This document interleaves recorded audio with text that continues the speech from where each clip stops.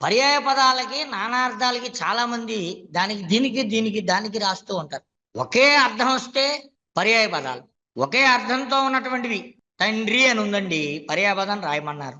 తండ్రి అంటే ఎవరు? జనకుడు. పిత, పిత అన్నా తండ్రే, జనక అన్నా తండ్రే. అలాగే కొన్ని కష్టమైనటువంటి కొన్ని ఉంటాయి.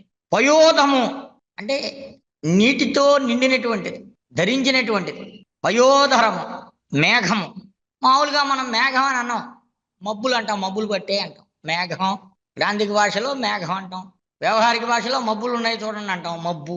మేఘం అంటే మబ్బు. అలాగే వహ్ని, వహ్ని అంటే, వహ్ని అంటే అగ్ని. మామూలుగా మనం అగ్ని తీసుకురా అని అనరుగా. ఇంట్లో మనం వ్యవహారికలు ఎలా ఆడతాం? నిప్పు అంటాం. అగ్ని అంటే దానికి ఇంకో పదం నిప్పు. అదే కొద్దిగా గ్రాంధికంలోకి వెళ్తే అనలము. అనలము అంటే అగ్ని. అదేవిధంగా హృదయం, దీనికి హృదయం, గుండె అని రాస్తారు చాలా మంది. మనస్సు, చిత్తము హృదయం అంటే. కాబట్టి మనస్సు, చిత్తము ఇవి పర్యాయ పదాలుగా మనం రాయాలి.